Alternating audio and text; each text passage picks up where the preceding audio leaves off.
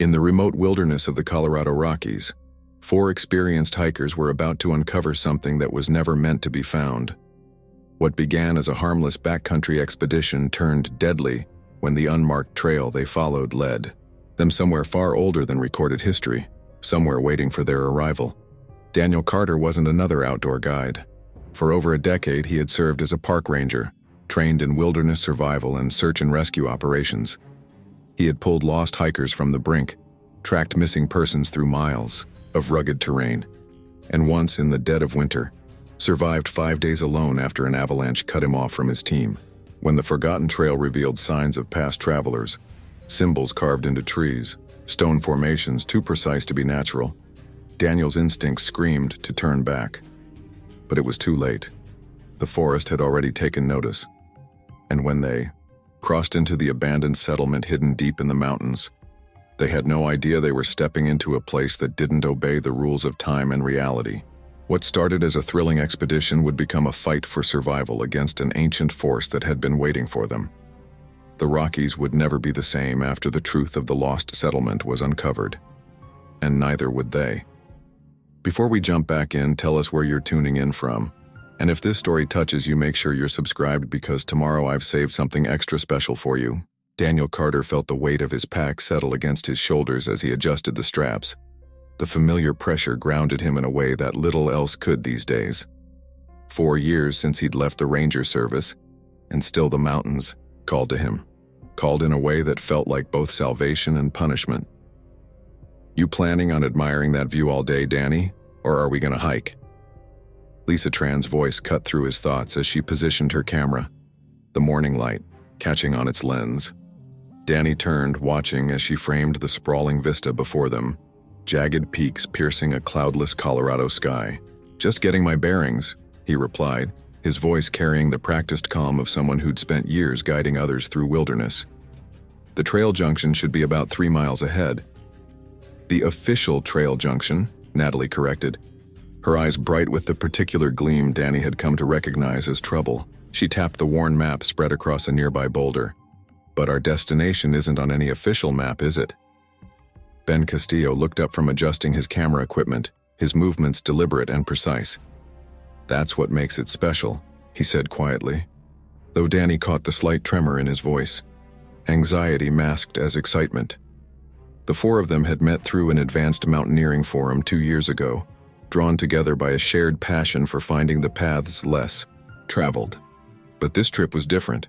This was chasing a whisper, a legend among the hardcore backcountry community, a trail that wasn't marked on any map.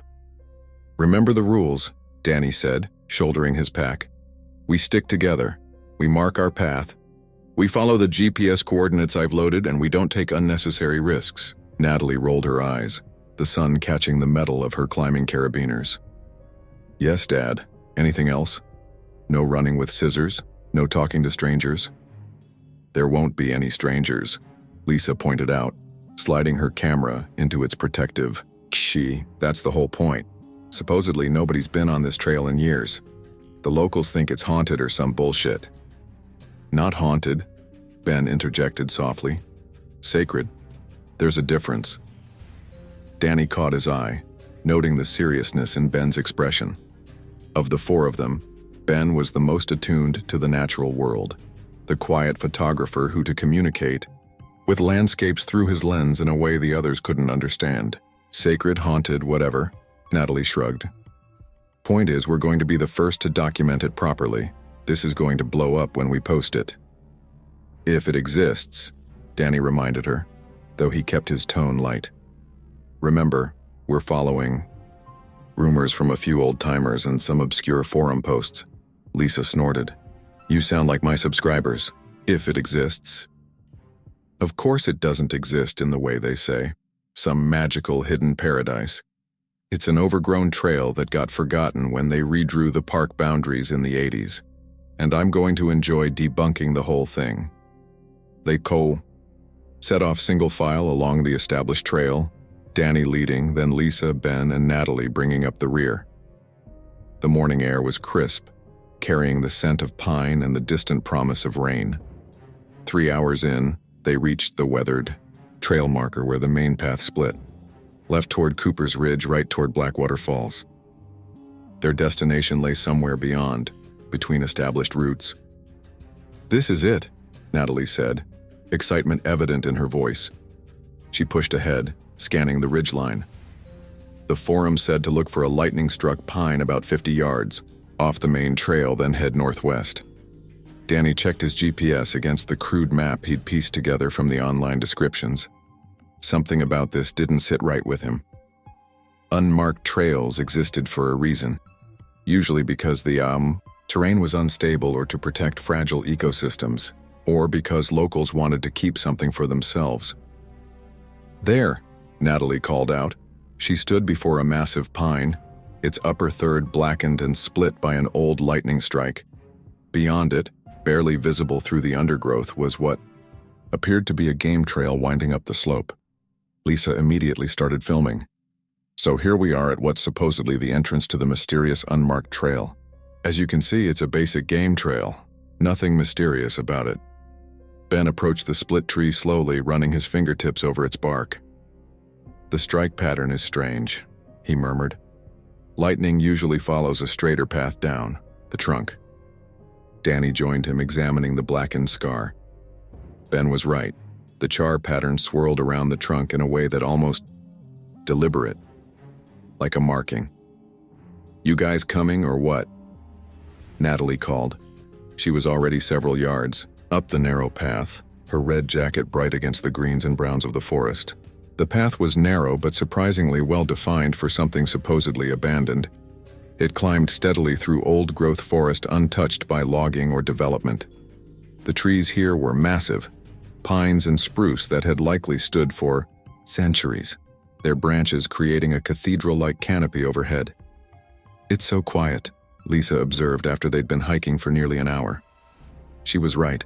The usual forest sounds, birdsong, rustling undergrowth, the scurrying of small animals, had gradually faded the further they ventured along the unmarked path. Now there was only the sound of their breathing and the soft crunch of their boots on the forest floor. "It's beautiful, though," Ben said, stopping to photograph a shaft of sunlight cutting through the canopy.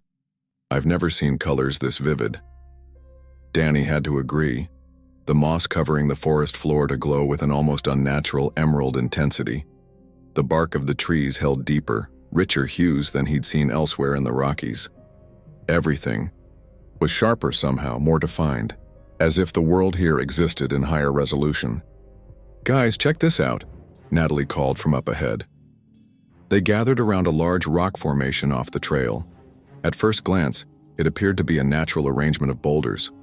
But looking closer, Danny could see the subtle evidence of human hands, edges too straight, stones balanced in ways that defied natural erosion. "These markings," Ben said, pointing to faint lines carved into the central stone. "They don't match any indigenous petroglyphs I've seen in this region." Lisa leaned in, filming. "Probably modern graffiti, hikers leaving their mark." "No," Danny said, studying the weathered symbols. "These are old, very old."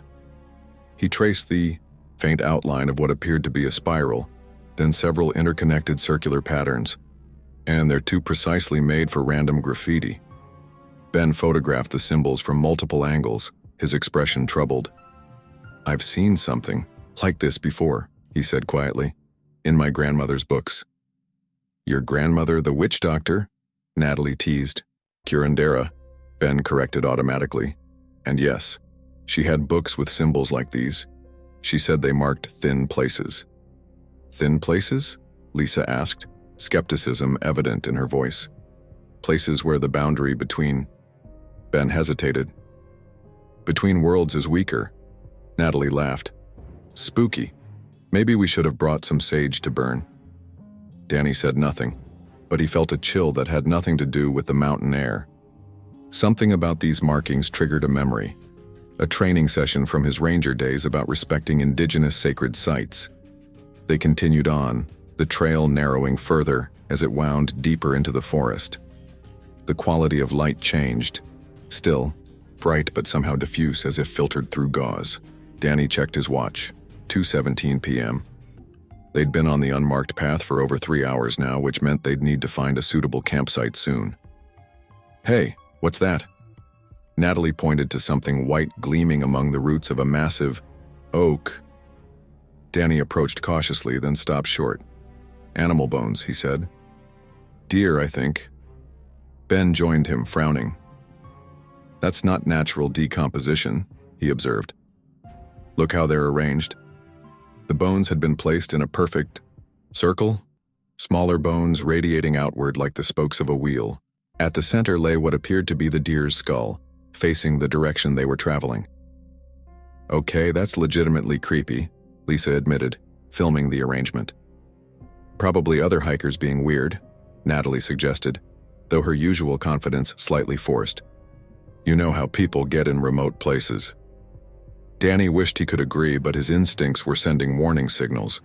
In all his years as a ranger, he'd never seen wildlife remains arranged this way. Predators didn't create patterns. Neither did scavengers. This was deliberate, human, or at least intelligence-driven. As they pressed on, Danny began noticing other oddities. Trees with spiral patterns carved into their bark, small stone cairns arranged in geometric formations that to follow no practical purpose as trail markers, and more bone arrangements all facing the same direction they were traveling, as if beckoning them forward.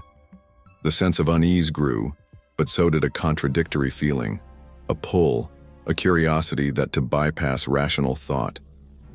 The forest around them grew more beautiful, more pristine with each mile. They crossed a stream whose water ran so clear it was nearly invisible, revealing rainbow-colored stones beneath.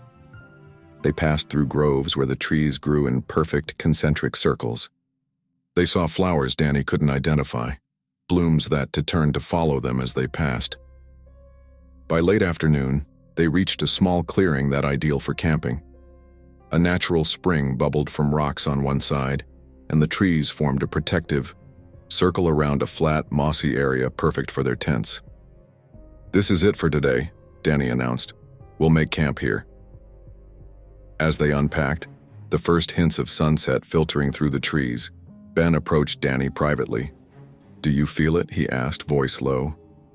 Danny paused in hammering a tent stake. "Feel what?" "Like we're being watched."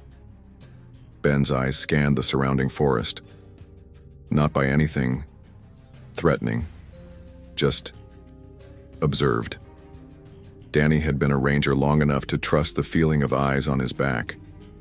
And yes, since they'd turned onto the unmarked trail, that sensation had been constant, a prickling awareness that made him check over his shoulder more often than he'd like to admit.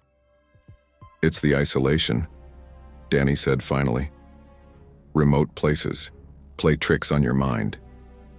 Ben didn't look convinced. "My grandmother used to say some places choose who walks their paths." He hesitated. "I think this place wanted us to find it." Before Danny could respond, Lisa called them over. "Guys, something weird with my footage." She held up her camera display. "Every time I pan past that section of trees, the image glitches." The screen showed the clearing, then distorted into static when Lisa pointed it toward a particular cluster of ancient pines at the edge of their campsite. "Probably interference," Danny suggested. "We're in a valley with high mineral content in the rocks. Can mess with electronics." "Maybe." Lisa frowned. "But none of my other equipment is affected." As night fell, they gathered around the campfire, the familiar routine of outdoor cooking and conversation, helping to dispel the strange tension of the day. Stars appeared overhead, impossibly bright and seemingly closer than they should be. Danny found himself unable to recognize the usual constellations, though he told himself it was the perspective from this particular valley. "So tomorrow we should reach the settlement the forum mentioned, right?" Natalie asked, poking at the fire with a stick. "If it exists," Lisa said dryly. "So far this mysterious trail has been pretty, but hardly supernatural." "The symbols, though," Ben said quietly. "And the bones." "Probably locals maintaining the legend," Lisa insisted. "Good for tourism if hikers want to search for the spooky forbidden trail." Danny added more wood to the fire, which to burn lower than it should given the amount of fuel. We'll see tomorrow. But remember, we turn back by midday no matter what. We need to leave enough time to return to the main trail before dark. Later, as the others retired to their tents, Danny took first watch, an old habit from his ranger, days that the others had learned not to question. He sat by the dying fire, listening to the profound silence of the forest. No wind rustled the leaves. No insects chirped. No distant owl called. The absence of sound was so complete it felt like pressure against his eardrums. Ben emerged from his tent around midnight, unable to sleep. "Do you hear that?" he whispered, sitting beside Danny. "I don't hear anything," Danny replied. "That's what's strange." Ben shook his head slightly. "No, listen. Beneath the silence. Like whispers." Danny strained his ears. At first, nothing. Then, so faint he might have imagined it. A sound like distant voices, speaking words he couldn't make out. The sound to come from everywhere and nowhere at once. "Probably the wind," Danny said, though there was no wind. "It's saying something," Ben insisted, his eyes wide in the fading firelight. "I can almost understand it." Danny was about to respond when a branch snapped sharply in the darkness beyond their camp. Both men froze, staring into the black void between the trees. "Deer?" Ben suggested, voice barely audible. Danny reached slowly for his flashlight. Years of wilderness experience told him that was no deer. The sound had been too deliberate, too singular. He switched on the light, sweeping its beam in a careful arc across the tree line. The shadows to shift and flow around the light, never revealing what cast them.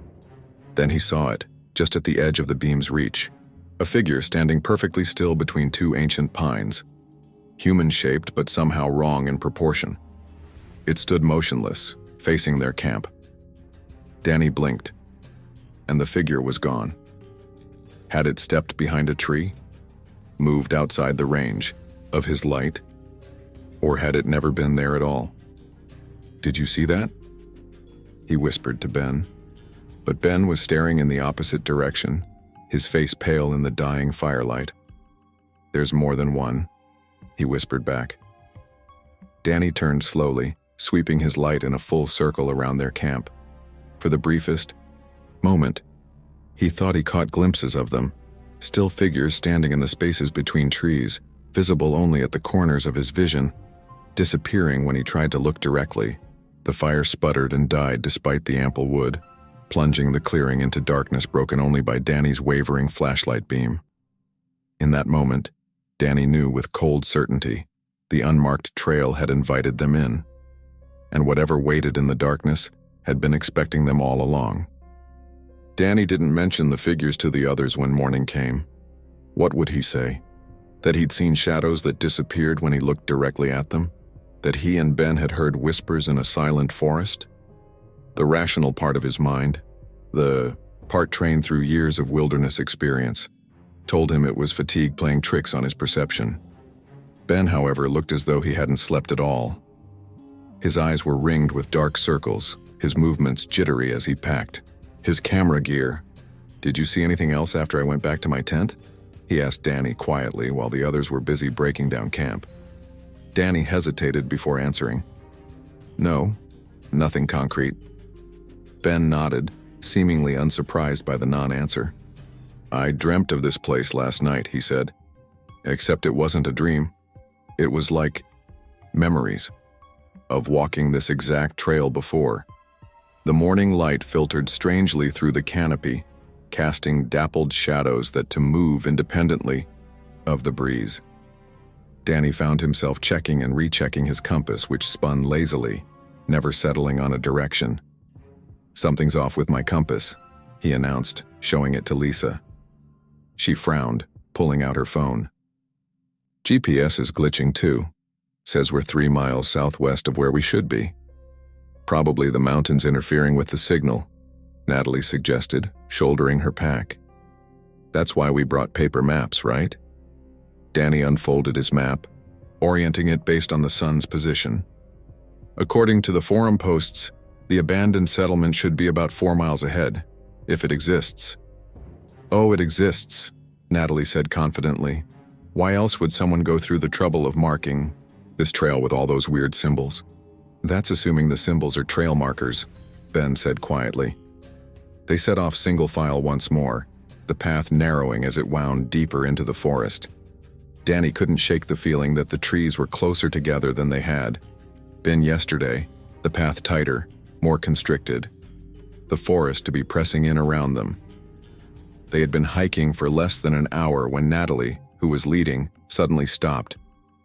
"Guys," she called back, "you need to see this." Just off the path, in a small depression that would be easy to miss if you weren't looking for it, lay the remnants of a campsite. A circle of stones surrounded a fire pit, blackened remnants of wood still visible. A few feet away, what looked like the weathered remains of an old canvas pack leaned against a tree. "I thought no one came out here," Lisa said, filming the discovery. Danny knelt beside the fire pit, examining it carefully.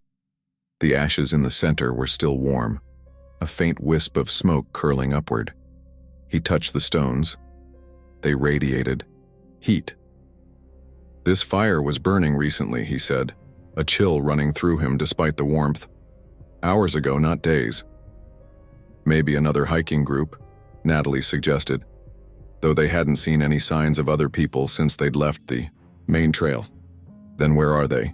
Ben asked, scanning the surrounding forest. "And why would they leave with their fire still smoldering?" Danny moved to examine the pack. It was old, far older than any modern hiking equipment.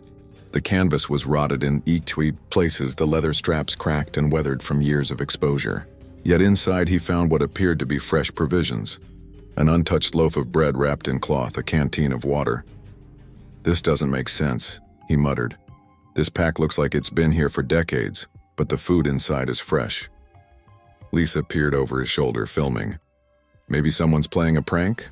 Setting up fake evidence to support the trail's reputation? Pretty elaborate prank for a trail that's supposedly unknown," Danny countered, but he wanted to believe her explanation.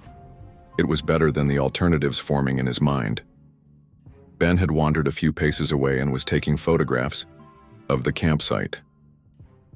Danny watched as he reviewed the images on his camera display, his face going pale. "What is it?" Danny asked, moving to his side.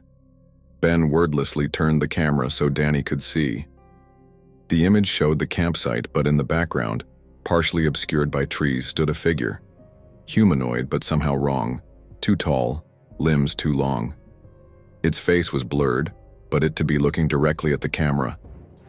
"I didn't see anyone when I took this," Ben whispered. Danny grabbed the camera, flipping through the other recent shots. In each one, the figure appeared in different positions around the campsite, sometimes closer, sometimes farther away, but always watching. In the final image, it stood directly behind Natalie, a dark, elongated hand reaching toward her shoulder. Danny looked up sharply, scanning their surroundings. There was no one there now, just trees and shadows. "Delete those," he said quietly to Ben. "Don't show the others." "Why not?" Ben asked, though he was already complying. "Because we need to get out of here and I don't want to cause a panic." Danny's ranger training was kicking in. Manage the situation, keep people calm, focus on safety.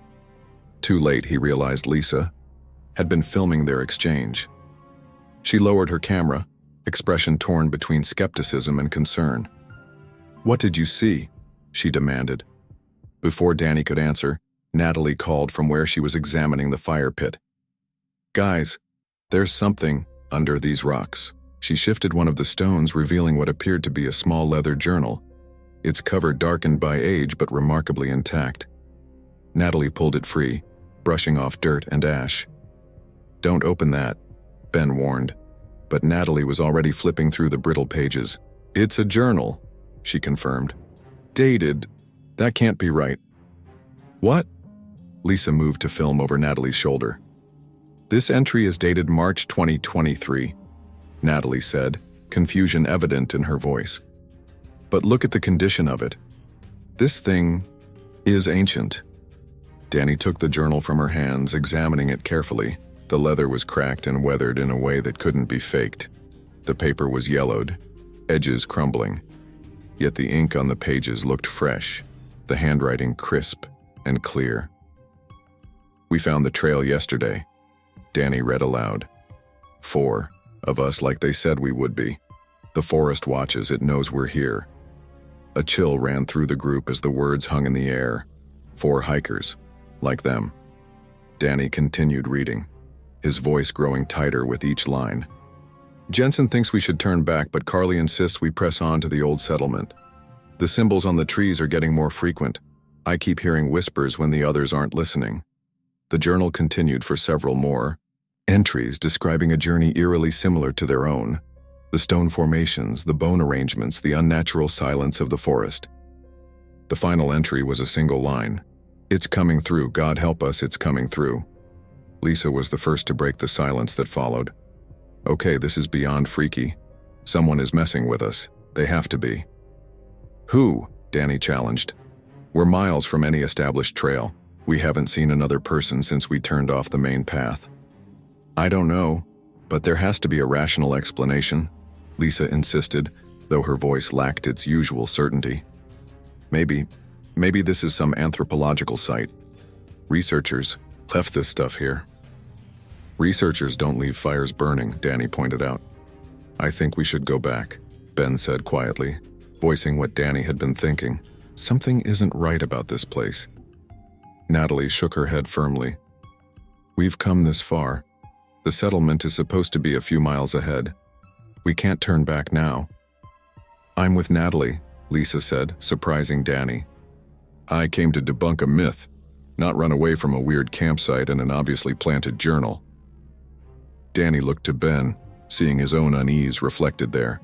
2 against 2, and he knew Natalie well enough to know she would press on regardless of his decision.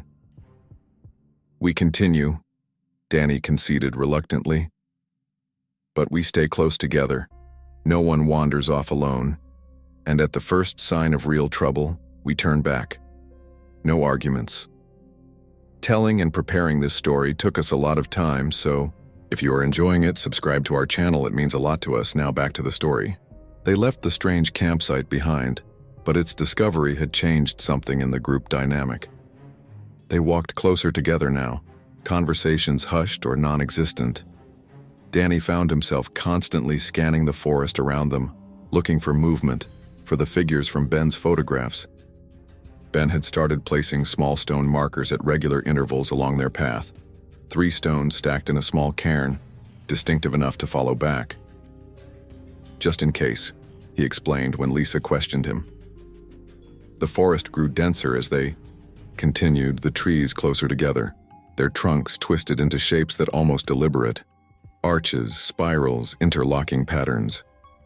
The symbols carved into the bark became more frequent, more complex, some of them to shift when viewed from different angles, revealing new patterns within patterns.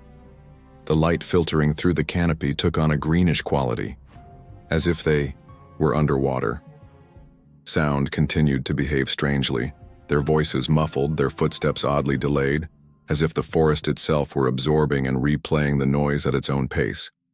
It was nearly noon when Ben suddenly stopped, his breathing quick and shallow, the beginning of one of his panic attacks. "I've seen this tree before," he said, pointing to a massive pine with a distinctive split in its trunk. "Lots of trees look similar," Lisa offered, but Ben was already shaking his head. "No, this exact tree. Look." He pointed to a small cairn of stones near its base. "That's mine. I placed that marker hours ago." Danny examined the stone arrangement. It was identical to the ones Ben had been leaving along their path, 3 stones balanced in a specific formation that couldn't have occurred naturally. "That's impossible," Natalie said. "We've been walking in a straight line away from our campsite." Danny checked his compass again. It spun wildly, settling briefly on north before continuing its rotation. He pulled out the map, trying to orient themselves, based on the topography, but nothing matched their surroundings. "I think we've been walking in circles," he admitted finally. "That's not possible," Lisa insisted. "We've been following the path the whole time." Maybe the path itself is circular, Ben suggested, his voice tight with barely controlled anxiety. The idea was ridiculous, yet Danny couldn't dismiss it entirely. He'd been a ranger for 12 years and never lost his way in the backcountry. He knew how to navigate by sun, stars, topography. Yet here they were, somehow back at a tree they'd passed hours before. Let's try a different approach, he decided. We'll mark this tree distinctively, then head in a straight line regardless of the path. If we hit this exact spot again, we'll know something's wrong. Natalie pulled out her climbing knife and carved a deep X into the tree's bark. As the blade cut into the wood, a sound like a sigh to emanate from the forest around them. The others looked up, startled. Just the wind, Lisa said, though there was no wind. They set off perpendicular to the path, pushing through dense undergrowth. Danny took point, using his trekking poles to clear a way forward. The going was much harder without a trail to follow, but Danny was determined to break whatever strange loop they'd be caught in. After 20 minutes of difficult hiking, the forest suddenly opened up into a small clearing. In the center stood a familiar tree with a split trunk and a freshly carved X. "This isn't possible," Natalie whispered. Danny felt something close, to panic rising in his chest. This defied all logic, all his years of wilderness experience. Somehow they had walked in a straight line and ended up exactly where they started. "Maybe we got turned around," Lisa suggested, but her camera had been recording the entire time, and the footage showed their unwavering path through the forest. Ben was breathing rapidly now, his panic attack in full swing. Danny guided him to sit with his back against the marked tree, coaching him through the breathing exercises he'd seen Ben use before. "We need to get out of here," Danny said once Ben had calmed somewhat. "Something's wrong with this place. It's like the forest is redirecting us." "Or like we're in some containment field," Lisa mused. When the others looked at her, she shrugged. "What? I write science fiction in my spare time." "Whatever it is, we need a new plan," Danny insisted. Natalie had been unusually quiet, staring into the forest with an intensity that made Danny uncomfortable. Now she spoke, her voice distant, as if she were listening to something the others couldn't hear. "We need to go deeper," she said, "not wider." "What does that even mean?" Lisa asked. "The trail," Natalie said, pointing to where they had diverged from the path. "It wants us to follow it. When we try to leave, it brings us back." "Trails don't want things, Nat," Lisa said, but her typical skepticism sounded hollow. "This one does," Natalie replied simply. She stood, adjusting her pack. "I'm continuing on the path. You can come with me or stay here, but I think staying would be worse." Before Danny could stop her, she was heading back toward the trail. He exchanged glances with the others, then cursed under his breath. "We stay together," he reminded them, and they followed Natalie back to the path. The trail narrowed further. As they pressed on, barely wide enough for single file now, the forest pressed in around them, branches reaching like fingers, roots rising from the ground to create natural steps and barriers that to guide them in a specific direction. The silence grew oppressive, a physical weight against their eardrums. No birds called, no insects buzzed, even the sound of their own breathing muted, distant. Danny felt as though cotton had been stuffed into his ears, blunting his connection to the world. Then, abruptly, all sound ceased completely. Danny could see his boots crushing leaves and twigs, could feel the impact vibrating up through his legs, but there was no corresponding noise. He snapped his fingers next to his ear. Nothing. Ahead, he could see Natalie's lips moving as she turned to say something, but no sound reached him. The others noticed it too, their expressions shifting from confusion to alarm. As suddenly as it had vanished, sound returned, but wrong, distorted, like a radio caught between stations, snippets of whispers, of conversations they weren't having. Danny thought he heard his own voice saying words he hadn't spoken, should never have come. "Watches from the trees. Been here before, don't you remember?" Then silence again, before normal forest sounds gradually filtered back in, the crunch of leaves, the creak of branches, their own, labored breathing. "What the hell was that?" Lisa demanded, her camera clutched tightly in white-knuckled hands. No one answered. What could they say? That the forest was speaking to them? That it was playing with them? Ben had gone deathly pale, but his movements were steady as he placed another stone marker on the path. Danny noticed he was murmuring, something under his breath with each placement. A prayer, perhaps, or an incantation. Something his grandmother had taught him. The sun was beginning its westward descent when the path finally widened, spilling them into a large clearing. And there, nestled among ancient trees, stood the settlement they had been seeking. It wasn't what Danny had expected, not rustic cabins or the remains of a mining operation, as the forum posts had suggested. This was something far older, far stranger. A collection of structures built with a technique Danny had never seen before, part stone, part living wood, as if trees had been encouraged to grow into specific shapes, then reinforced with carefully fitted stone blocks. The buildings formed a rough circle around a central space where the remnants of a much larger structure stood, perhaps a meeting hall or communal building of some kind. The architecture didn't match any indigenous style Danny was familiar with, nor did it resemble colonial or pioneer construction. "What is this place?" Lisa whispered, her camera panning slowly across the settlement. "It's old," Danny said, noting the weathering on the stone, the way nature had begun reclaiming parts of the structures. "Centuries, maybe." "That's impossible," Lisa argued. "This area was uninhabited until the 1800s. There are no records of any settlement this old in the Rockies." Yet the evidence stood before them, buildings constructed with a sophistication that belied their apparent age. Danny approached the nearest structure, examining the stonework. The blocks fit together with such precision that not even a knife blade could slip between them. No mortar held them in place, exquisite craftsmanship that had withstood the test of time. "Guys," Ben called, his voice tight. He stood near what appeared to be the entrance to the central building, camera raised. "There's smoke." Danny joined him, staring at the doorway to the largest structure. A thin wisp of smoke curled from inside, disappearing into the afternoon air. And now that he was closer, he could smell it. The unmistakable scent of a wood fire, recently burned. The wooden door to the structure stood slightly ajar, swinging gently on ancient hinges, as if someone had passed through it moments before. "Someone's here," Natalie said, excitement edging her voice. "Or something," Ben murmured. Danny placed a restraining hand on Natalie's arm as she moved toward the door. "We stay together," he reminded her, "and we proceed with caution." The door swung inward at his touch, revealing the dim interior of what appeared to be some meeting hall.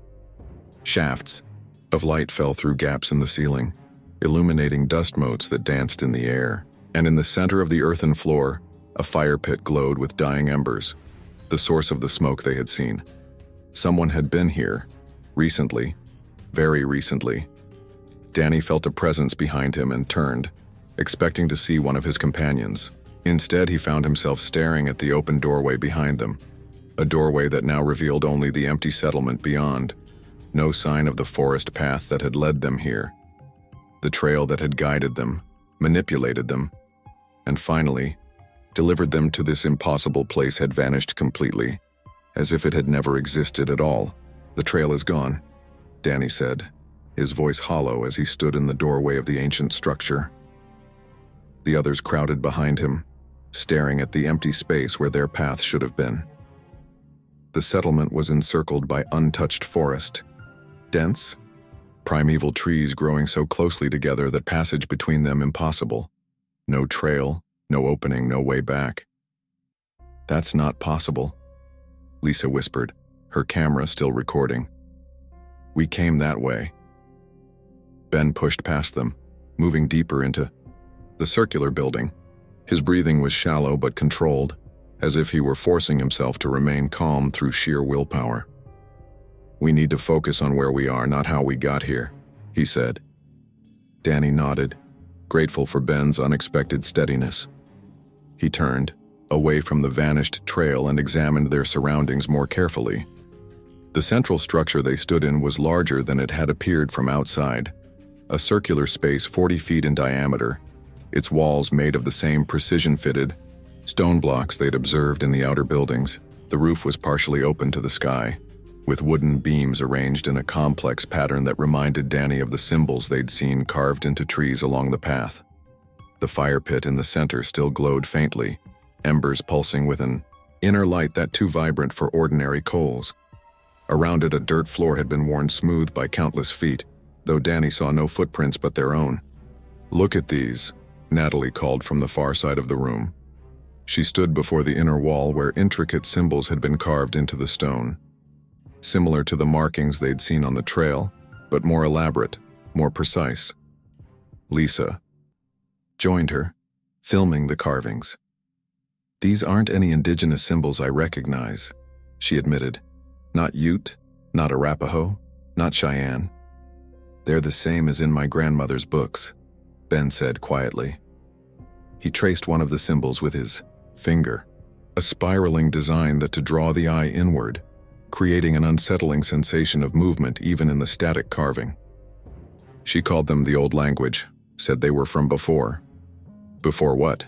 Danny asked. Ben shook his head. She would never say. The light was beginning to fade as afternoon slipped toward evening. Danny checked his watch. 3:47 p.m. They had a few hours of daylight left, but the thought of spending the night in this place made his skin crawl. "We should check the other buildings," he decided. "Look for supplies, any clues about this place, and we need to find a way out." They split into pairs, Danny with Ben, Lisa with Natalie, and began exploring the settlement methodically. The outer structures proved to be a mix of what appeared to be living quarters and specialized workspaces. One building contained stone tables with unidentifiable tools laid out in precise arrangements. Another held shelves of clay vessels containing dried herbs and powders.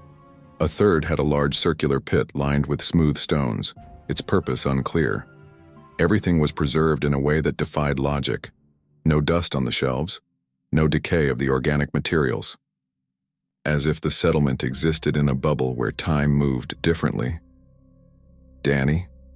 Ben called softly from inside one of the smaller structures. "You need to see this." Danny entered what appeared to be a single-room dwelling. Ben stood in the center, where a portion of the packed earth floor had been disturbed. A shallow depression revealed what looked like a bundle of cloth. "I felt something solid when I stepped here," Ben explained. The ground gave way differently. Together, they knelt and carefully brushed away more of the dirt. The bundle was leather, not cloth, wrapped around something long and irregular. As they exposed more of it, a sickening realization dawned on Danny. "Stop," he said, but Ben had already pulled back a corner of the leather wrapping, revealing a human radius bone, its surface yellowed but intact. "These aren't ancient remains," Danny said, examining the bone with growing dread. "The tissue decomposition is too recent, months, maybe a year or two, not centuries." Ben rewrapped the bone carefully, his movements deliberate. "There's more under here," he said. "A lot more. I think the entire floor." He didn't need to finish. Danny was already scanning the packed earth floor with new eyes. What he had taken for natural irregularities in the surface, he now recognized as subtle depressions. Dozens of them, each approximately the size and shape of a human body. "We need to find the others," Danny said, backing toward the door. "Now." They found Lisa alone, filming the interior of what appeared to be some study or library. Stone shelves held dozens of leather-bound volumes, their covers unmarked but clearly organized in some intentional pattern.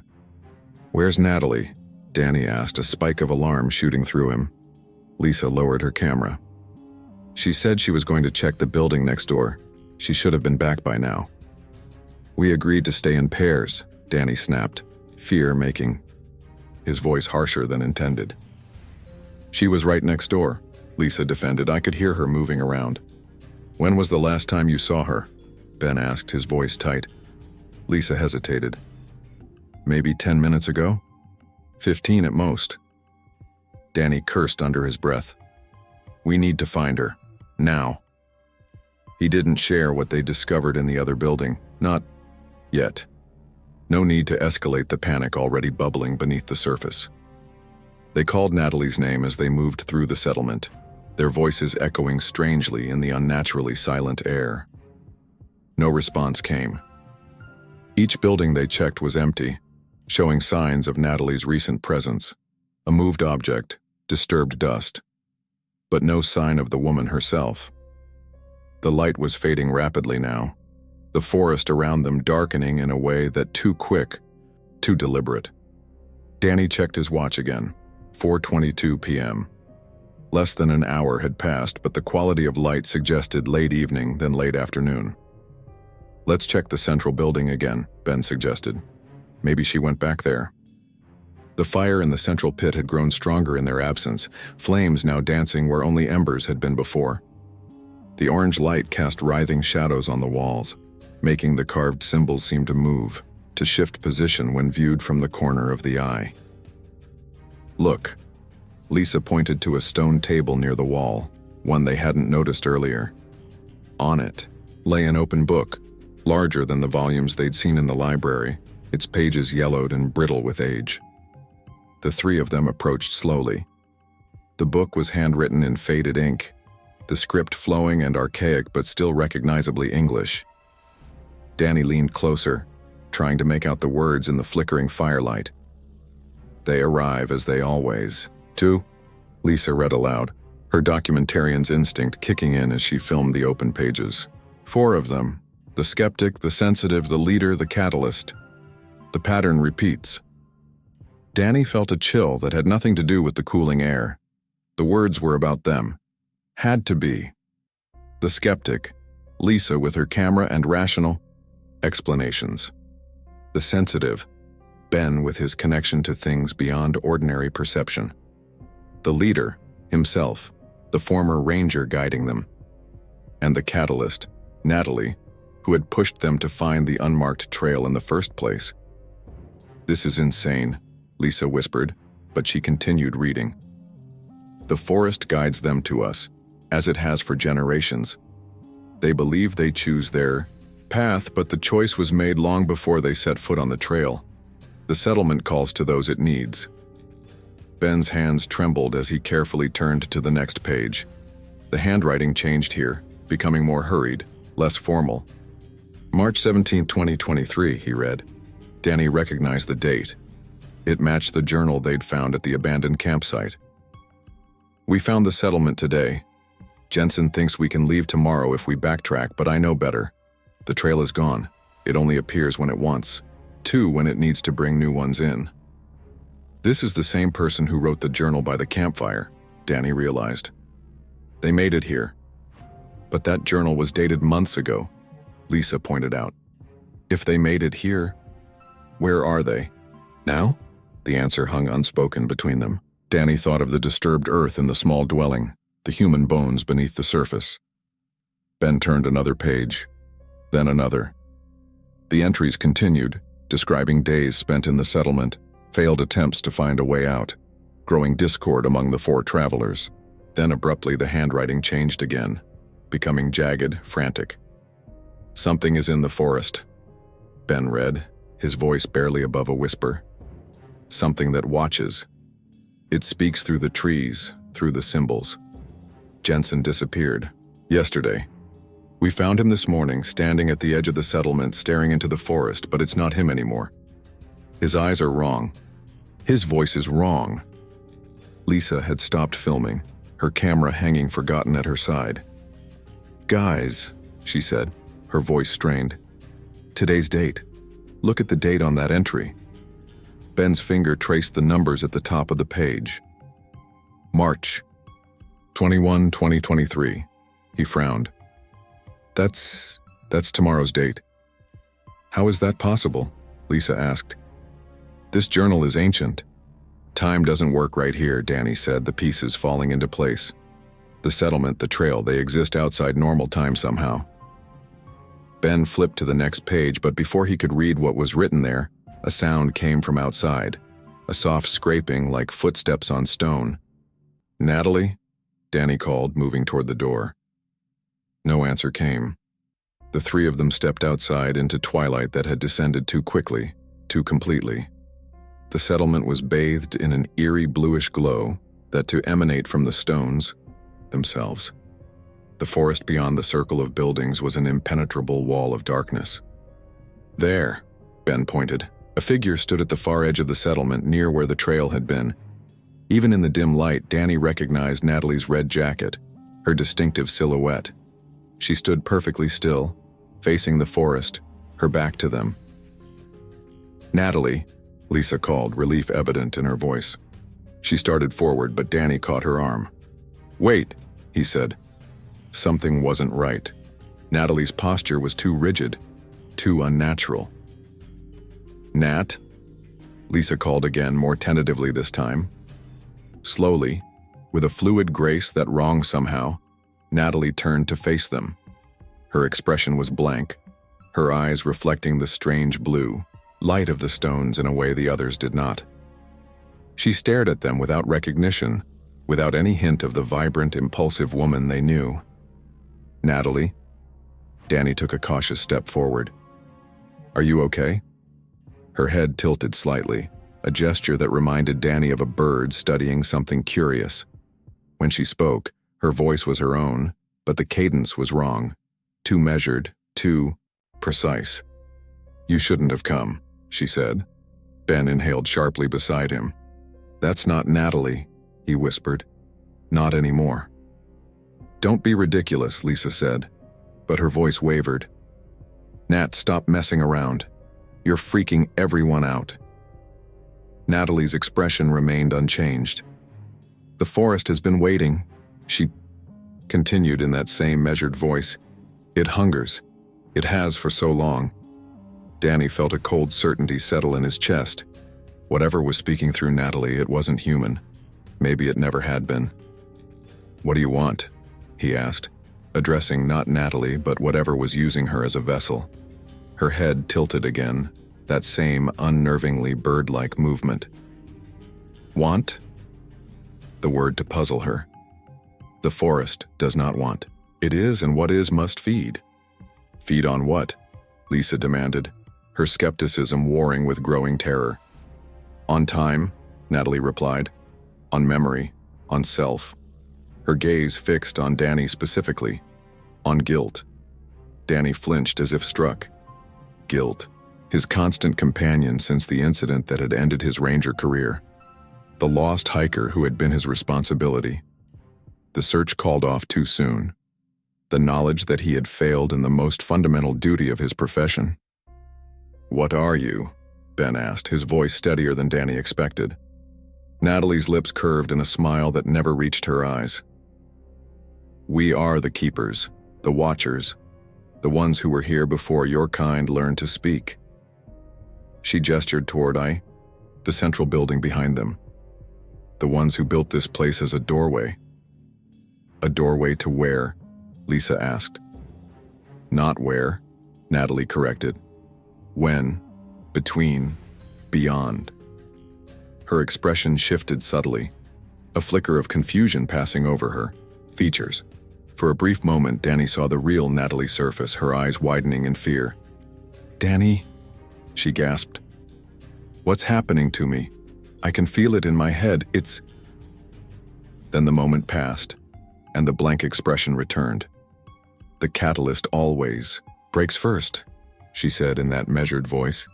"The pattern holds." Danny took another step forward. "Let her go," he demanded. Natalie's head tilted again. She opened the door. She was curious. She invited us in. Another smile, cold and alien. "One of you will not leave this place. The forest has decreed it." Before Danny could respond, Natalie turned and walked toward one of the smaller buildings with the same unnatural grace. She disappeared inside, leaving the three of them standing in the eerie blue twilight. "What the hell happened?" Lisa's voice shook, her skepticism finally shattered by what she had witnessed. "What's wrong with her?" "Something's taken control of her," Ben said quietly. "Using her, speaking through her, That's not possible, Lisa insisted, but the protest sounded hollow even to her own ears. Danny was already moving toward the building Natalie had entered. We need to get her back, he said. Whatever's happening, we can't leave her like this. The structure was one they hadn't explored yet, smaller than the others with a single low entrance that forced them to duck as they entered. Inside, a narrow staircase descended into darkness beneath the settlement. I didn't know these buildings had lower levels, Ben whispered. Neither did I, Danny replied, pulling out his flashlight. The beam pierced the darkness, revealing stone steps worn smooth by countless feet over countless years. Stay close. They descended slowly, the air growing cooler and heavier with each step. The staircase spiraled downward, much deeper than possible given the size of the building above. Finally, it opened into a circular chamber carved directly from the bedrock beneath the settlement. The walls were covered in the same symbols they had seen throughout the village, but here they were more numerous, more complex, arranged in concentric circles that converged at the center of the room. And there, in the precise middle of the chamber, stood Natalie, her arms outstretched, her head tilted back, her eyes closed. Natalie? Danny called softly. Her eyes snapped open, but they were no longer her eyes. In the beam of the flashlight, they reflected green, like an animal's. When she spoke, her voice had changed again, deeper, resonant, with an undertone that reminded Danny of wind through ancient trees. The doorway opens, she said. The old ones return. The symbols on the walls glow with the same eerie blue light they had seen outside, pulsing in a rhythm that matched the beating of Danny's heart. He felt a pressure building in his ears, a sensation of movement, though he stood perfectly still. We need to get out of here, Ben urged, pulling at Danny's sleeve. Now! But Lisa was moving forward, her camera raised, filming the impossible scene before them. This is incredible, she whispered. Real evidence, actual contact with whatever this is.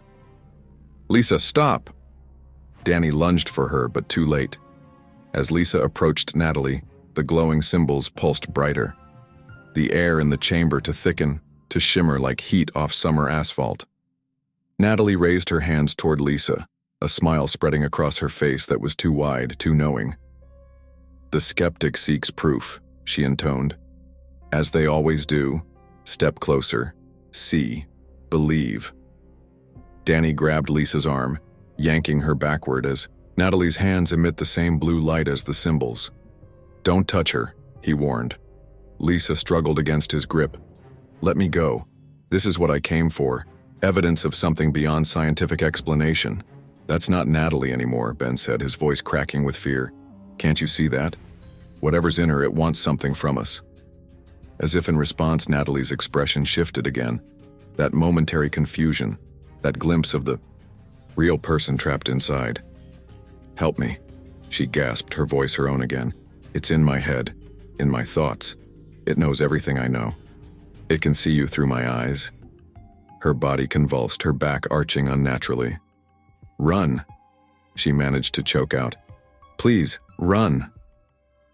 Then the presence returned, the alien calm settling over her features once more. The catalyst fights, she observed dispassionately. They always do at first, but the hunger is too great, the need too strong. Danny made a decision. We're leaving, he said firmly, and we're taking Natalie with us. He stepped forward, intending to grab Natalie and carry her if necessary. But as he approached, the symbols on the walls flared blindingly bright. The ground beneath them shuddered, a low rumbling emanating from deep within the earth. The doorway opens, Natalie repeated, her voice rising. What was, shall be again. What sleeps shall wake, Ben cried out in pain, clutching his head. I can hear them, he gasped. So many voices, so old, so hungry. The rumbling intensified. Dust and small stones showered down from the ceiling as the entire chamber vibrated. Through the haze of blue light, Danny saw Natalie's eyes roll back in her head, her body going limp. He lunged forward, catching her as she collapsed. We need to go, he shouted over the growing roar. Now! With Natalie's unconscious form slung over his shoulder, Danny pushed past Lisa and Ben, urging them toward the staircase. They scrambled upward as the chamber behind them continued to shake. The blue light pursued them, pulsing up the stairs in waves that licked at their heels like spectral flames. They burst from the small building into the settlement, which was now fully illuminated by the same blue light emanating from every stone, every symbol carved into the ancient walls. The forest beyond remained an impenetrable wall of darkness, but now Danny could see movement within that darkness, shapes shifting, watching, drawing closer to the edge of the settlement. As Danny laid Natalie's unconscious form on the ground, he knew with grim certainty that they had crossed a threshold from which there was no easy return. Whatever presence inhabited this impossible place, whatever spoke through Natalie with that ancient, inhuman voice, it had made its intentions clear. One of them would not leave this place. The forest had decreed it. Dawn broke over the settlement with an unnatural suddenness, as if someone had flipped a switch, then the sun, gradually rising. One moment Danny was staring into darkness, and the next, pale golden light illuminated the ancient stones around them. The eerie blue glow had faded with the night, but Danny couldn't shake the feeling that it remained, pulsing beneath the surface of every carved symbol, every precisely fitted block. They had spent the night in the central building, huddled together around the fire pit, that to burn without consuming its fuel. Natalie had remained unconscious, her breathing steady but shallow, the strange mark on her arm shifting and reforming throughout the long hours of darkness. They had taken turns watching over her, though none of them had truly slept. Now, with morning's arrival, Danny checked Natalie's condition again. Her skin felt warmer, her pulse stronger. As he examined the mark on her arm, now settled into a spiral pattern once more, her eyelids fluttered. "She's waking up," he called to the others. Lisa and Ben crowded around as Natalie's eyes opened slowly. They were her eyes again, dark brown, alert, no trace of the alien presence that had spoken through her the night before. "What happened?" she mumbled, her voice hoarse. "My head feels like I took a mountain to the face." "What do you remember?" Danny asked carefully. Natalie frowned, struggling to sit up. "I was exploring one of the buildings. There was a staircase going down. I followed it and found a room with symbols all over the walls." Her frown deepened. Then, nothing. Just fragments. Voices. So many voices all talking at once. She looked around, taking in their tense expressions, the unfamiliar surroundings of the central building. "How long was I out?" "All night," Lisa said, visibly relieved to see Natalie acting like herself again. "You scared the hell out of us." Natalie's hand went to her forearm, finding the spiral mark. She stared at it, confusion giving way to alarm. "What is this? How did I get this?" "We don't know exactly," Danny admitted, "but something was speaking through you last night, using you somehow." Ben nodded grimly. "The presence in the forest, it possessed you." Natalie's eyes widened. "Possessed? Like exorcist-style possessed?" "Not exactly," Danny tried to explain. "It was more like it was using you as a conduit to communicate." "To threaten," Lisa corrected. "It said one of us wouldn't leave this place." Natalie pulled her sleeve down to cover the mark, her usual bravado notably absent. "I can still feel it," she whispered, "at the edges of my thoughts, watching, waiting." Danny exchanged glances with Ben and Lisa. This wasn't good. If the entity could still access Natalie's mind, they couldn't trust her. Or at least, they couldn't trust that she would remain herself. "We need to find a way out of here," Danny decided. "Now that it's daylight, maybe we can see a path through the forest." They gathered their essential gear, leaving their tents and heavier equipment behind. Speed and mobility would be more important than comfort if they managed to find a way out. Danny helped Natalie to her feet, noting how she swayed slightly as if disoriented. "Are you okay to walk?" he asked. She nodded determinedly. "I'm fine. Just dizzy. It'll pass." Outside, the settlement looked different in the morning light. Smaller somehow, the buildings closer together than Danny remembered. The forest still encircled them, a wall of ancient trees so densely packed that no path was visible between them. "Let's circle the perimeter," Danny suggested. "Look for any break in the tree line, any sign of a trail." They began walking, the boundary of the settlement, staying close to the edge where the buildings met the forest. Danny kept Natalie beside him, watching her carefully for any sign that the presence was reasserting control. She herself, if unusually quiet, her eyes constantly scanning the trees as if searching for something only she could see. "The buildings are different," Ben observed after they had walked about halfway around the settlement's perimeter. "The layout has changed since yesterday." Danny had noticed it too, but hadn't wanted to voice the observation. The arrangement of structures was subtly, but definitely altered. Buildings that had stood apart now pressed close together. Others that had been aligned in one direction now faced another. Space itself to be fluid here, rearranging according to rules they couldn't comprehend. "That's not possible," Lisa said automatically, though her voice lacked conviction. She had been filming constantly since they started their circuit, documenting everything in what Danny recognized as her attempt to maintain some control over the inexplicable situation. "Structures don't move overnight." "They do here," Natalie said softly. "Everything shifts, everything changes.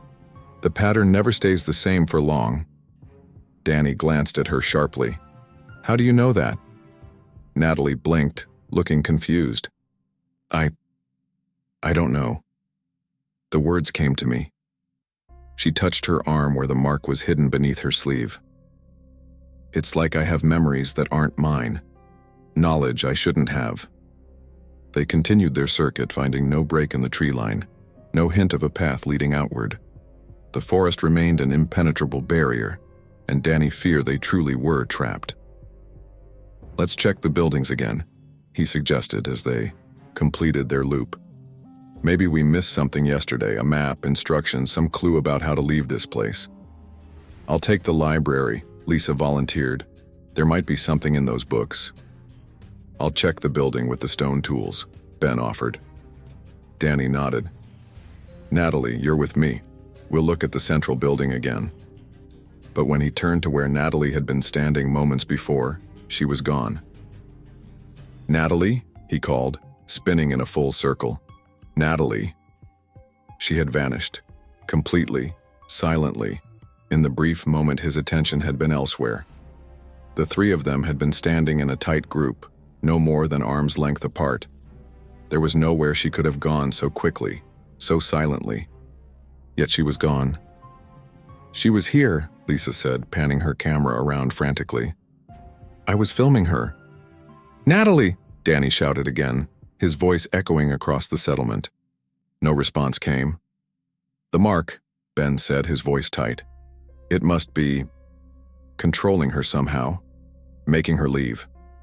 "People don't disappear," Lisa snapped, though her expression belied her words. She looked terrified. Danny forced himself to think logically, to fall back on his ranger training. "We need to search methodically. Building by building, she can't have gone far." They started with the structures nearest to where they stood, moving outward in a spiral pattern. Each building was thoroughly checked, every room, every corner, under every surface. Danny called Natalie's name constantly, straining to hear any response, but they found nothing. No sign of her, no footprints leading away, no indication of which direction she might have gone. It was as if she had ceased to exist in the moment they weren't looking directly at her. "This doesn't make sense," Lisa kept saying, filming each empty building they searched. "People don't vanish into thin air." An hour into their search, they reconvened in the central building. "She's not in the settlement," Danny concluded grimly. "Which means—" "The forest," Ben finished, staring out the doorway at the wall of trees. "It took her." Lisa was reviewing the footage on her camera, brow furrowed in concentration. "This is weird," she said. "Look at this." She turned the display so they could see. The footage showed their circuit of the settlement's perimeter from earlier that morning. Danny saw himself, Ben, and the edge of the forest. But no Natalie, though. He knew she had been walking beside him the entire time. "That's impossible," he said. "She was right next to me." Lisa fast-forwarded through more footage, stopping at seemingly random intervals to check. "She's not in any of it," she said, voice shaking. "Not a single frame. It's like she was never there." "But we all saw her," Ben protested. "We talked to her. She was responding." Lisa continued scrolling through her footage, then suddenly stopped, her breath catching. "Wait, what is that?" She had paused on a frame showing the three of them standing at the edge of the settlement, preparing to begin their search of the buildings, and there behind Danny's shoulder was a figure. Not Natalie, something taller, thinner, its proportions wrong in a way that was difficult to define. Its features were blurred, as if the camera couldn't focus on them, but its eyes were clearly visible. 2 points of reflected light in an indistinct face. "That wasn't there," Lisa whispered. "I would have seen it. It was right behind you, Danny." Danny felt a chill run down his spine as he stared at the figure in the frame. It was so close to him, could have reached out and touched him. Yet he had sensed nothing, seen nothing. "There's more," Lisa said, advancing the footage frame by frame. In each image, the figure appeared in a different position, sometimes behind Ben, sometimes at the edge of the frame, sometimes in the background watching from a distance. Always blurred, always wrong, always watching. "They've been with us the whole time," Ben whispered, "watching us, following us."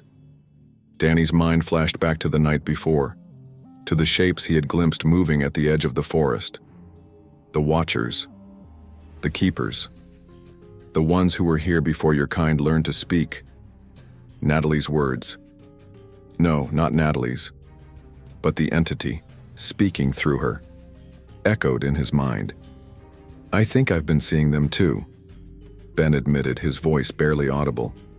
"Out of the corner of my eye. When I turned to look directly, they're gone. I thought I was hallucinating, that my anxiety was making me see things."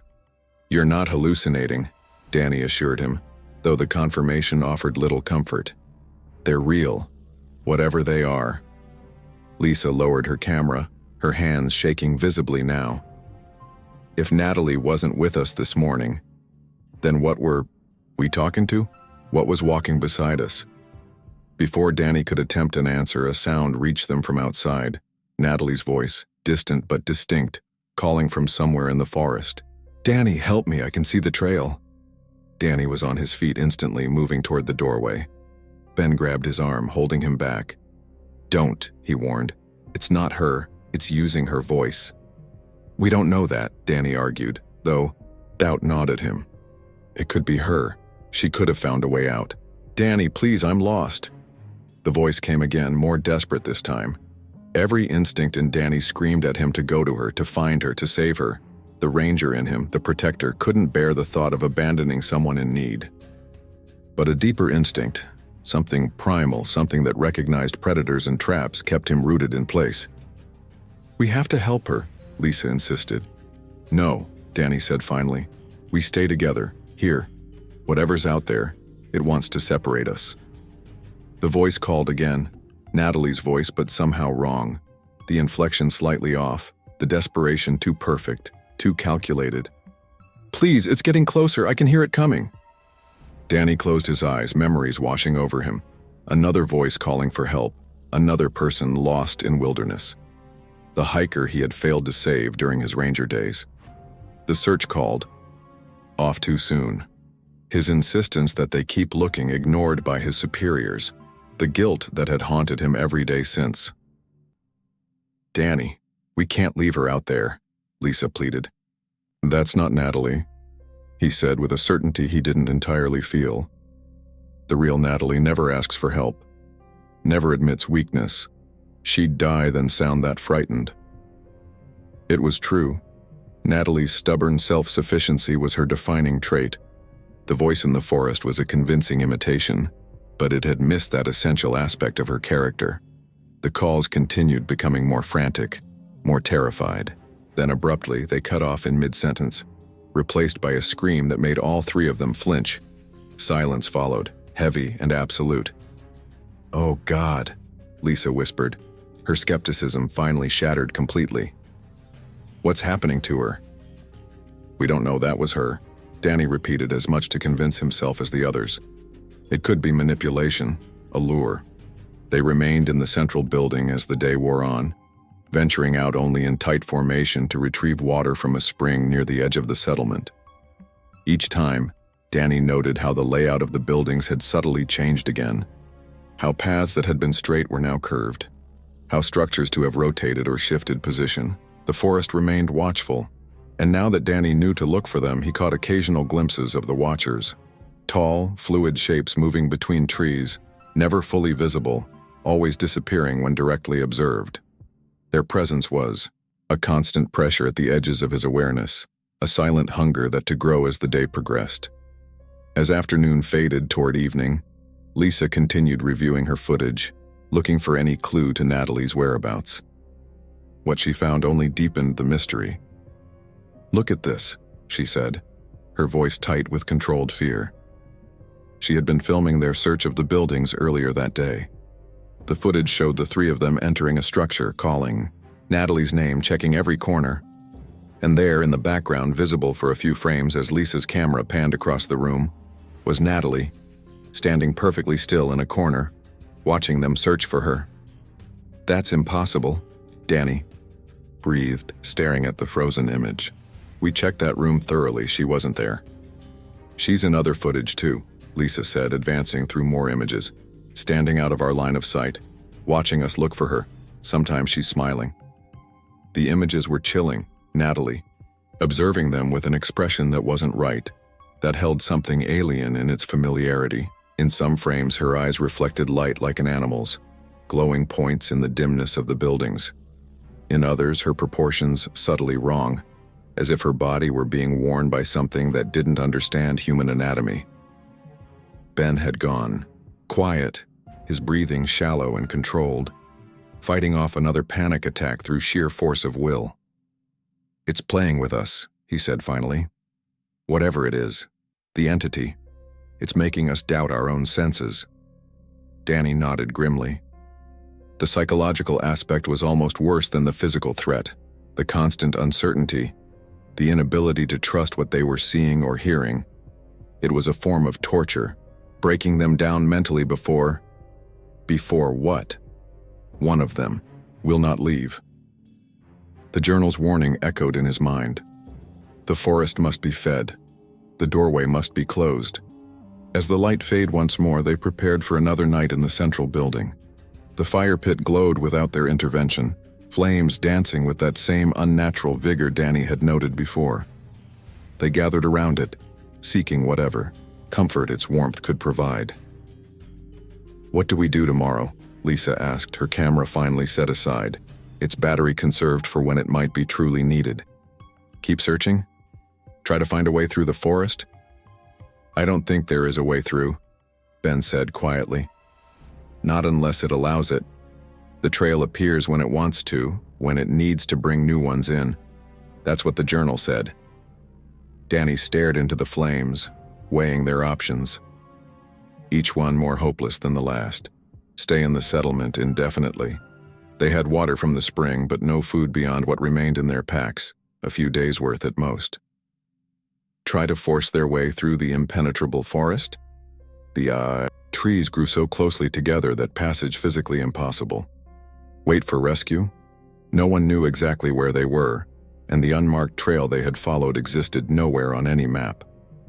"We need to understand what this place is," he decided finally. "Why it exists, what it wants. The journals, the books in the library, they might hold answers. Tomorrow we focus on research, not escape. We need to know what we're dealing with before we can fight it." The others nodded, finding some small comfort in having a plan, however tentative. As full darkness descended outside, the blue glow returned, softer than before, pulsing slowly through the carved symbols on the walls, casting wavering shadows across their faces. "Try to get some sleep," Danny suggested. "I'll take first. Watch." Ben and Lisa settled into their sleeping bags, though Danny doubted either would find rest. He positioned himself near the doorway, staring out at the settlement bathed in that spectral blue light. The watchers were more visible now, their tall forms gliding between buildings, never entering the central structure but circling it with patient, predatory interest. Hours passed. Danny checked his watch. Midnight. Time to wake Ben for the next shift. But as he turned from the doorway, a sound stopped him. Soft footsteps on the packed earth floor outside, circling the building. Deliberate, rhythmic, searching. He held his breath, listening. The steps paused directly outside the doorway. Something was there beyond the threshold, separated from him by mere inches of empty air. Danny could feel its presence, a cold pressure against his skin, a weight in the atmosphere. He remained, perfectly still, afraid that any movement might invite it in.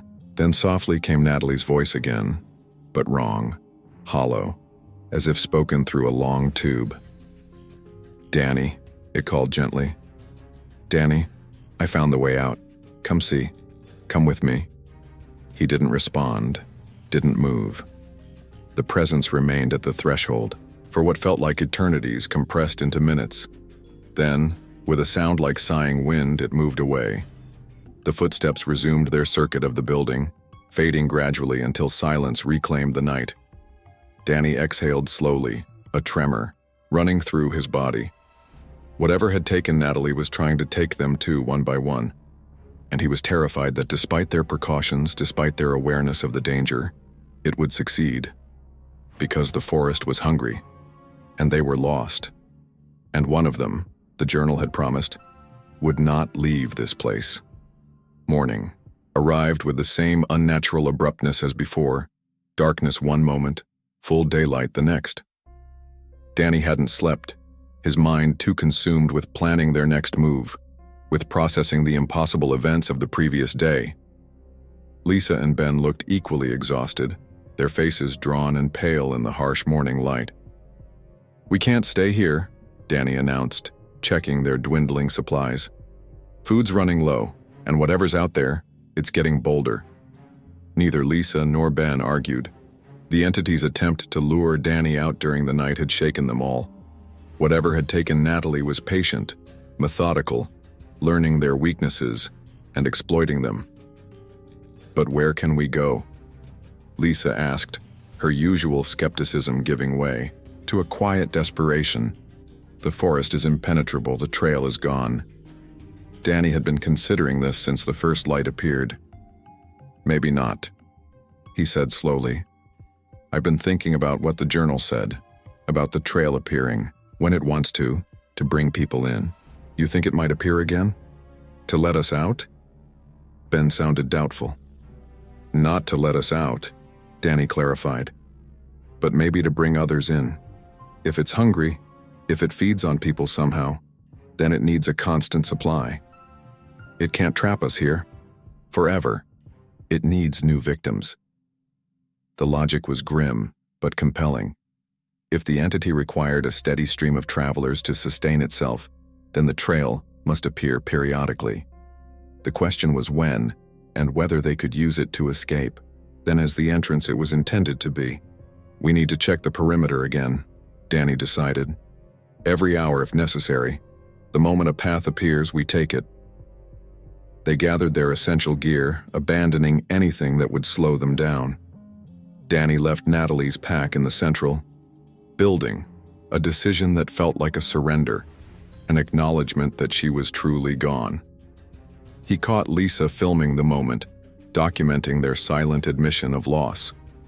Outside, the settlement had rearranged itself again. Buildings that had been to the east were now north. Paths that had curved one way now bent in another. But more significantly, the dense wall of forest that had surrounded them completely now showed a narrow opening, a path leading outward where none had existed before. "There," Danny pointed, his heart rate accelerating. "That's new." The trail was barely visible, a slight thinning of the trees, a suggestion of passage than a defined path. But it was there, cutting through the previously impenetrable forest like a tunnel through solid rock. "It could be a trap," Ben warned, though he was already moving toward it, drawn by the promise of escape. "Everything here is a trap," Danny replied grimly. "But staying is a guaranteed death sentence. We have to try."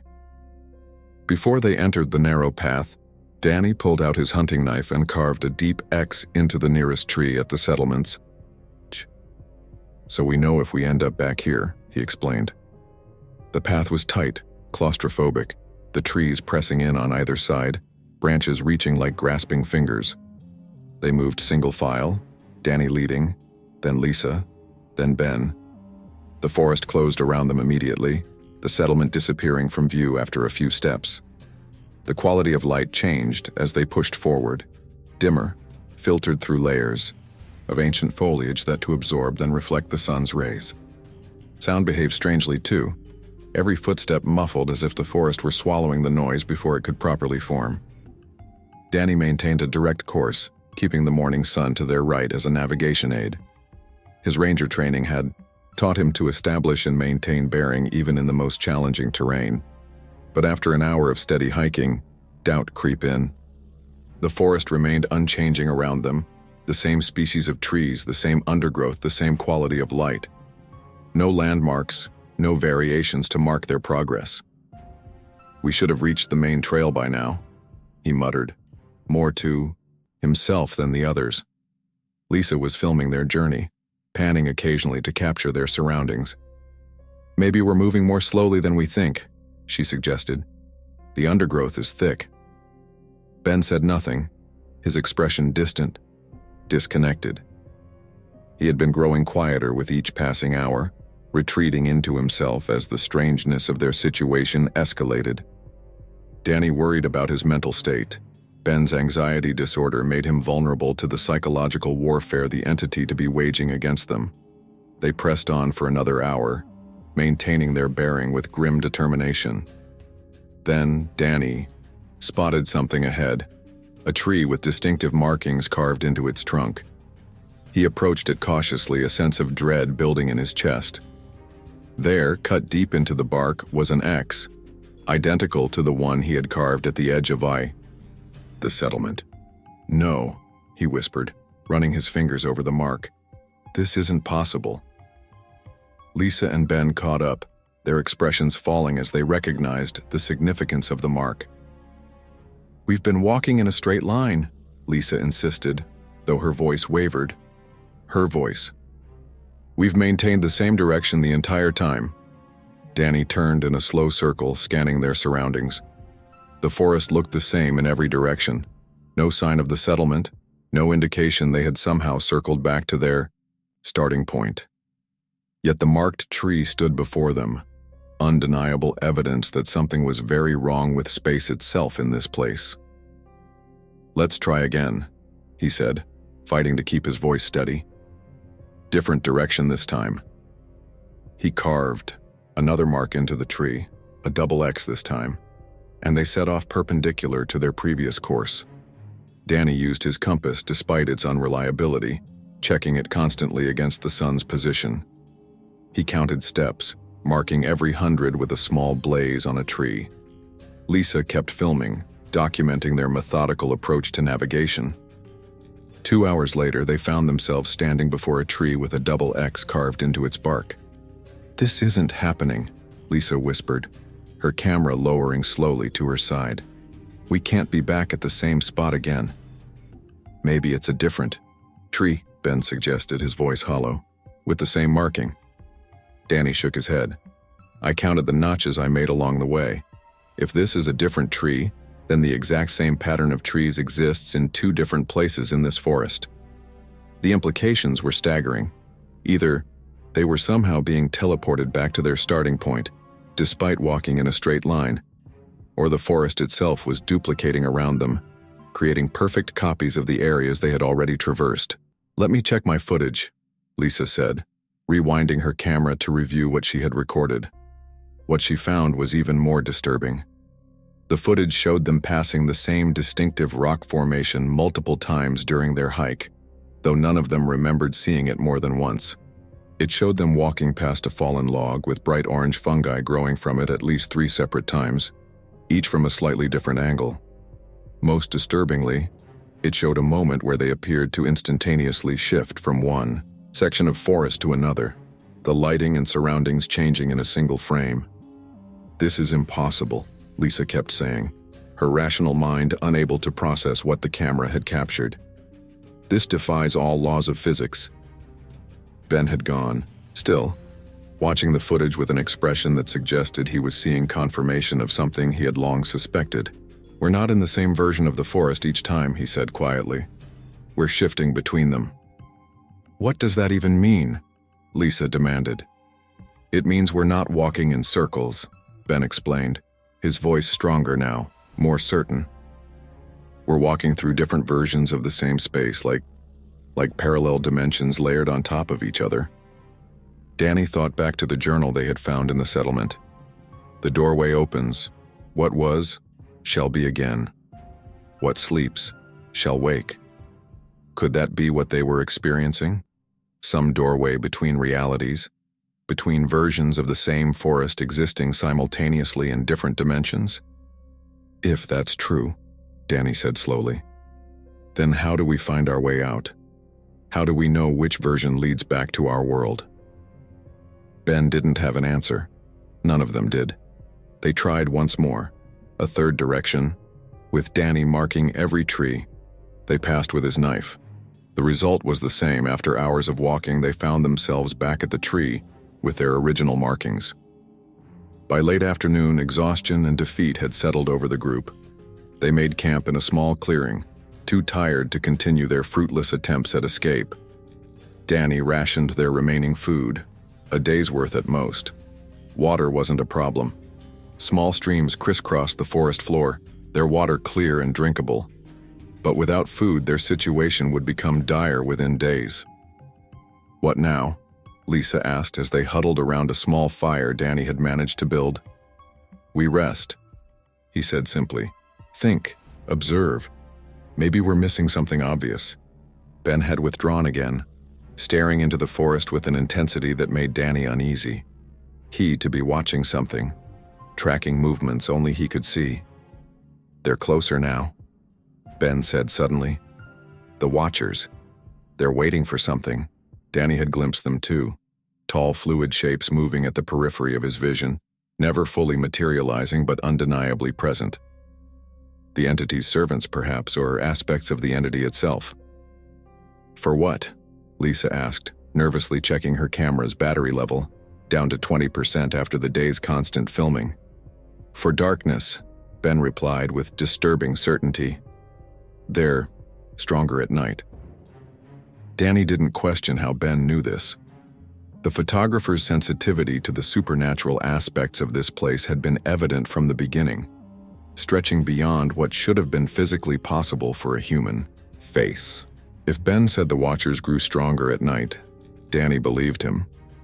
"We'll take shifts sleeping," he decided. 2 awake, 1 asleep at all times, and we keep the fire burning. As they prepared for another tense night, Lisa continued reviewing her footage, searching for any clue they might have missed.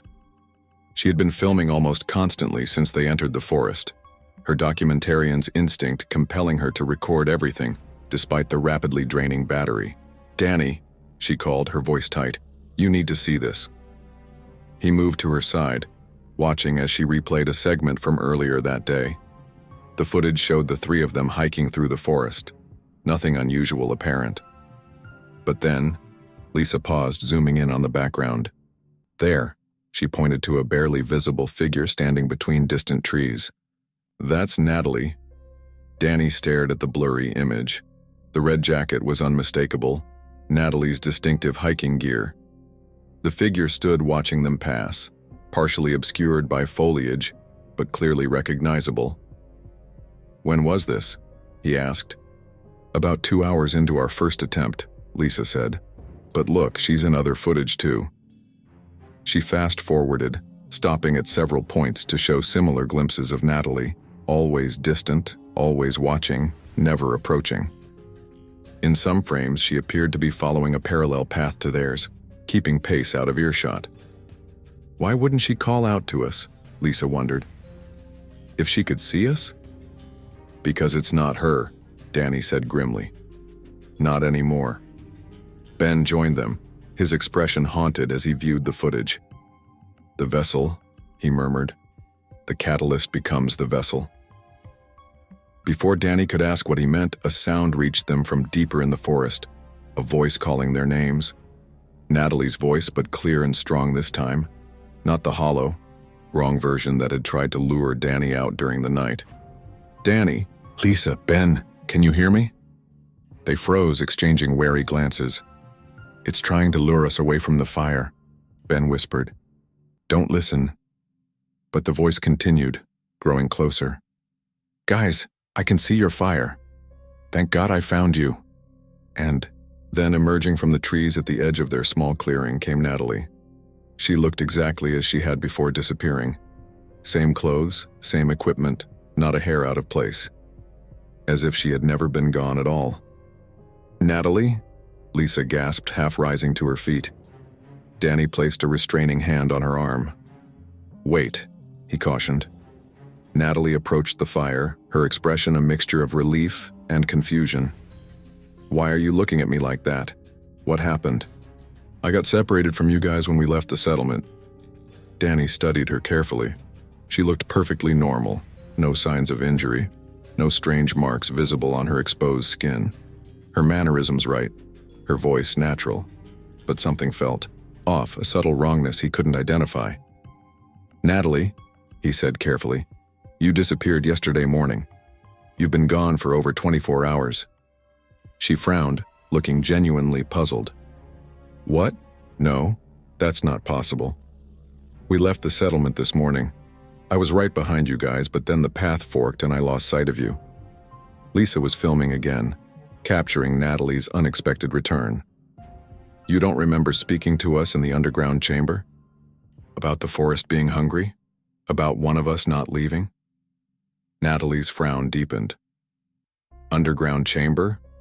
What are you talking about? I never found any underground chamber." She looked between them, her expression growing concerned. "Are you guys okay? You look like you've seen a ghost." The incongruity was jarring. Natalie genuinely herself, yet her account of events contradicted everything they had experienced. Either her memory had been altered or this wasn't truly Natalie. "Your arm," Danny said suddenly. "Show me your right forearm." Natalie hesitated, a fraction of a second too long, before pulling up her sleeve. The skin was smooth, unblemished, no sign of the spiral mark that had appeared after her possession. "What were you expecting to see?" she asked, and now Danny could identify what bothered him.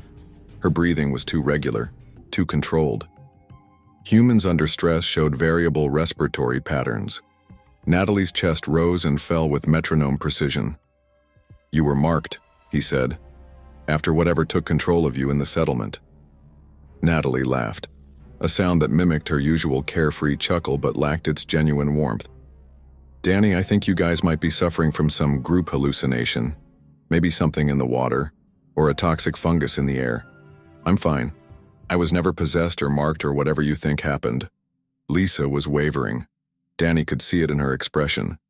The desperate want to believe this was Natalie, that their friend had returned unharmed. Fundamentally opposed to Danny's understanding of reality, that his mind struggled to process it. Ben, however, had backed away, his eyes fixed on Natalie with unmistakable fear. "Where are your supplies?" Danny asked suddenly. "Your pack, your water bottle, your camera." Natalie glanced down, as if only now realizing she carried nothing. "I must have dropped them when I got lost," she said smoothly. "I was more focused on finding you guys than on my gear." "And you're not thirsty? Not hungry? After being lost in the forest for a day with no supplies?" Another too long pause. "I found a stream," she said finally, "and some berries I recognized. As safe." Danny nodded slowly, each inconsistency confirming his suspicions. The real Natalie was an experienced outdoor survivalist. She would have details ready, specifics about what she had eaten, where she had sheltered. This version's answers were vague, generic, as if pulled from someone else's understanding of what a lost hiker might say. "You should rest," he suggested, keeping his voice neutral. It's getting dark. We can figure everything out in the morning." Natalie smiled, a perfect replica of her usual expression yet somehow empty of genuine emotion. "Good idea. I'm exhausted." They rearranged their small camp to accommodate her, maintaining the watch schedule Danny had established earlier. He took first shift, positioning himself where he could observe Natalie without being obvious about it. Lisa curled up in her sleeping bag, though Danny doubted she would sleep. Ben remained as far from Natalie as the small clearing allowed, his back pressed against a tree trunk, eyes never leaving her form. Night descended with that same unnatural quickness they had experienced in the settlement. One moment, twilight filtered through the canopy. The next, complete darkness pressed against the boundary of their firelight. The watches moved, fluid, purposeful shapes circling their camp, never approaching the fire but maintaining a constant presence beyond the reach of the light. Hours passed. The fire burned low and Danny added more wood carefully, trying not to disturb the others. Across the flames he could see Natalie's sleeping form, her back to him, red jacket bright against the forest floor. Except she wasn't sleeping. Lisa's sudden gasp confirmed what Danny had realized. Natalie was standing perfectly still at the edge of their camp. Her back was to the forest, her face in shadow, but Danny could feel her gaze on them. The sleeping bag where she had been lying was empty, though Danny hadn't seen her move, hadn't heard a sound. "Natalie?" he called softly, hand moving to his knife. She didn't respond, didn't move, just stood, watching. Lisa had scrambled from her sleeping bag, camera raised instinctively, though its battery was nearly depleted. "How did she get over there?" she whispered. "I didn't see her move." Ben was awake too, pressed against his tree, eyes wide with terror. "That's not Natalie," he said, his voice cracking. "It never was." As if responding to his words, Natalie's head tilted in that unnatural, bird-like manner they had seen in the settlement. When she spoke, her voice was flat, emotionless. "You should sleep," she said. "All of you. Sleep deeply. The forest is hungry." Danny stood, placing himself between Natalie and the others. "What do you want from us?" he demanded. Natalie's head tilted further, an angle that should have been physically impossible for a human neck. "Want?" The word to puzzle her, as it had in the settlement. "We do not want, we preserve, we maintain, we feed." "Feed on what?" Lisa asked, filming despite her terror. "On time," Natalie replied, as she had before. "On memory, on self." Her gaze fixed on Danny. On guilt. The repetition was chilling. Exactly the same words, exactly the same cadence as when the entity had spoken through her in the settlement, as if it were a recording playing back, or a script being followed. "Where is the real Natalie?" Danny asked. A smile spread across Natalie's face, too wide, stretching beyond the natural limits of a human mouth. "Here," she said, gesturing to herself. "There." She pointed to the dark forest. "Everywhere, nowhere. Time is fluid here. Space is malleable. Your friend exists in all states simultaneously." Lisa's camera finally died, its battery exhausted. She lowered it slowly, her last technological defense against the impossible now useless. "What are you?" Ben asked, his voice steadier than Danny expected. Natalie, or the thing wearing her form, turned toward him.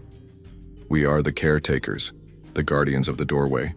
The ones who were here when your kind still crawled from the sea." "Doorway to where?" Danny pressed. "Not where," Natalie corrected, exactly as she had in the settlement. "When, between, beyond." Danny's mind raced, trying to make sense of the cryptic answers. Orest. Or perhaps, as the journal suggested, he had never truly left at all. It became a constant awareness of multiple perspectives existing simultaneously, and he began to understand. Whatever had happened when he stabbed the doorway, when his consciousness fragmented and scattered, it hadn't destroyed him. It had multiplied him. Versions of Danny Carter now existed across multiple realities, multiple iterations of the same moment, the same choice. As he drove through the night, the road stretching before him, Danny reached for his phone, punching in a long memorized number he hadn't used in years. It rang 3 times before a familiar voice answered. "Danny, is that really you? I've been having these dreams." "I know, Natalie," he replied, the sound of her voice confirming what his duplicate had told him. "I know about the dreams, about the forest, about the trail that wasn't there." A long silence then. "You remember too?" "Yes," Danny confirmed, accelerating as the road straightened before him. "Not everything, not yet, but I'm working on it. And I'm not the only one." As he spoke, Danny caught a flicker of movement in his rearview mirror, a narrow path appearing briefly between the trees lining the highway behind him, then vanishing just as quickly. The trail that wasn't there, watching, waiting, patient as the ancient forces it served. The pattern continued, yes. The trail remained. But now the travelers were awake, aware, fighting back against the ancient game that had ensnared them. And whatever came next, whatever cosmic horror awaited them around the bend, they would face it together, fragments of a shattered whole reassembling into something new, something unexpected, something the pattern had never seen before. Danny drove on, dawn light spilling across the empty highway before him and purpose burning in his heart. Up next, we have 2 more incredible stories that are waiting for you. Just click the image you want to watch and it will take you there. If you enjoyed this video, make sure to subscribe. It would mean a lot.